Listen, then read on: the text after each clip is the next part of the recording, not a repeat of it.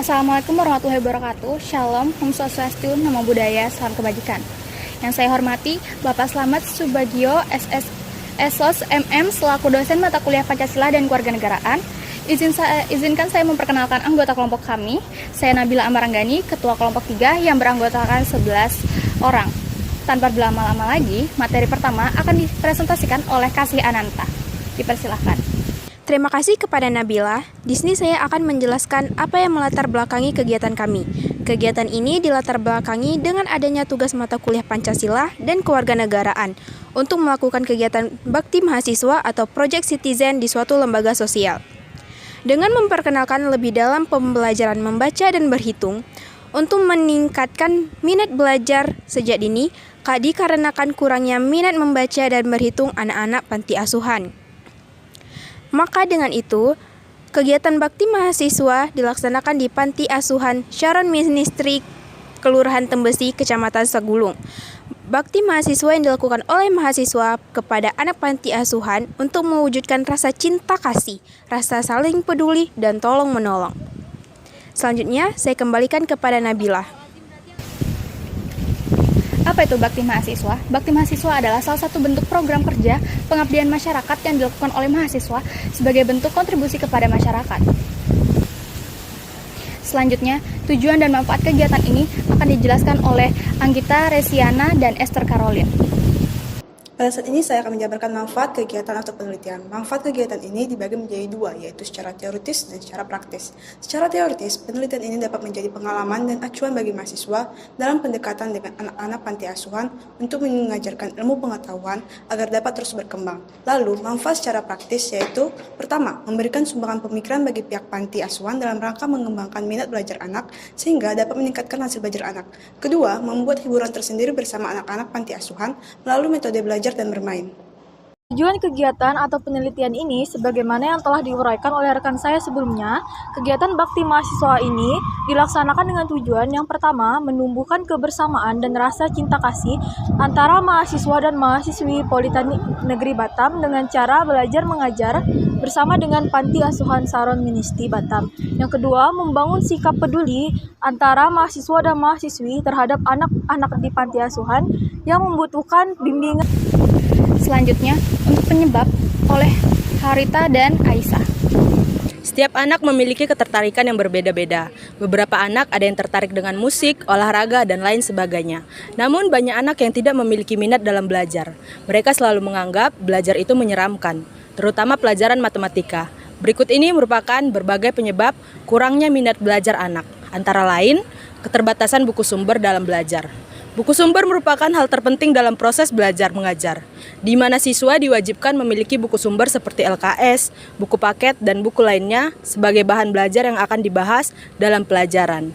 Namun, ketersediaan buku sumber dari siswa sangat terbatas. Baiklah, saya akan melanjutkan penjelasan dari Kelly. Poin yang kedua, kebiasaan belajar. Banyak siswa yang kebiasaan belajarnya itu kurang baik.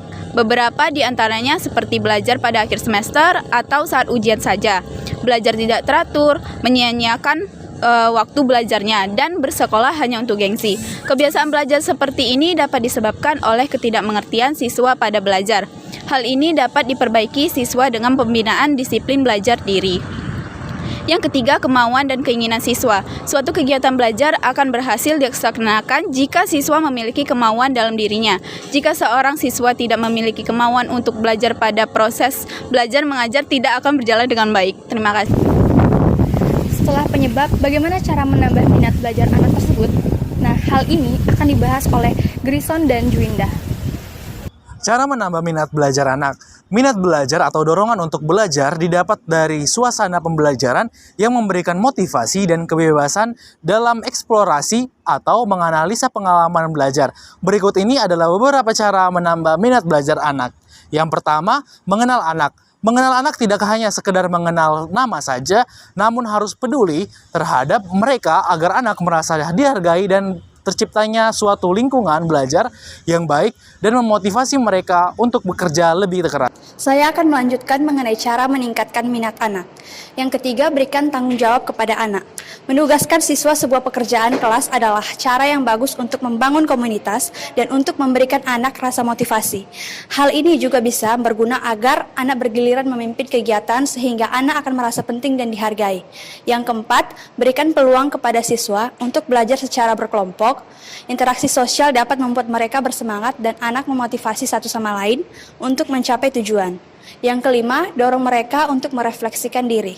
Salah satu cara untuk memotivasi anak adalah dengan mengarahkan dan membiarkan mereka bekerja keras untuk melihat ketegangan dalam diri mereka sendiri dan penentu kekuatan dan kelemahan yang mereka punya. Selanjutnya saya kembalikan kepada Nabila. Hasil pembahasan dan kesimpulan dari presentasi kami akan dijelaskan oleh Hesti dan Anjani serta Dwi. Hasil dan pembahasan. Analisis hasil pelaksanaan kegiatan bakti mahasiswa dalam proses mengajar yang telah dilaksanakan oleh mahasiswa Politeknik Negeri Batam di Panti Asuhan Sharon Ministry telah sesuai dengan tujuan bakti mahasiswa, yaitu penanaman empati dan kepekaan sosial kepada diri mahasiswa terhadap permasalahan sosial di sekitarnya. Salah satunya adalah permasalahan di bidang pendidikan. Dengan adanya kegiatan mengajar tersebut, mahasiswa diharapkan mampu mengasah keterampilan berpikir dalam bekerja sama lintas ilmu dan ragam asal mahasiswa dalam menyelesaikan masalah yang dihadapi, mengembangkan wawasan, karakter, soft skill mahasiswa, dan mampu ikut serta mendorong dan mengacu pembangunan nasional dengan kontribusi nyata perguruan tinggi dan pembangunan nasional melalui pendidikan. Banyak hal yang bisa kita simpulkan dari kegiatan Bakti Mahasiswa ini. Bakti Mahasiswa merupakan salah satu bentuk program kerja pengabdian masyarakat yang dilakukan oleh mahasiswa sebagai bentuk kontribusi mereka kepada masyarakat. Diharapkan dengan dilakukannya kegiatan Bakti Mahasiswa ini dapat menumbuhkan jiwa sosial dalam diri mahasiswa dan juga dapat menciptakan pribadi-pribadi yang lebih peka terhadap permasalahan yang ada di masyarakat, baik dari segi sosial, ekonomi, ataupun lainnya. Kegiatan Bakti Mahasiswa Pancasila yang telah kami lakukan bertujuan juga untuk menjalankan isi dari Tridharma Perguruan Tinggi, yaitu pendidikan dan pengajaran, penelitian dan pengembangan, dan juga pengabdian kepada masyarakat. Di kegiatan ini kami dapat turun langsung ke masyarakat, tepatnya ke Panti Asuhan Sharon Ministry. Di sana kami memberikan pengajaran kepada anak-anak di panti asuhan mengenai pendidikan dasar, yang masih sesuai dengan kapasitas mereka, seperti belajar mengenal huruf, belajar membaca, belajar berhitung, dan lainnya. Pada kegiatan ini pula kami dapat mengembangkan semangat belajar anak-anak panti asuhan dan juga soft skill kami. Presentasi dari Dewi adalah akhir dari presentasi kami. Mohon maaf bila ada kesalahan, karena kesempurnaan hanya ada di lagu Rizky Febian. Saya ucapkan terima kasih. Wassalamualaikum warahmatullahi wabarakatuh.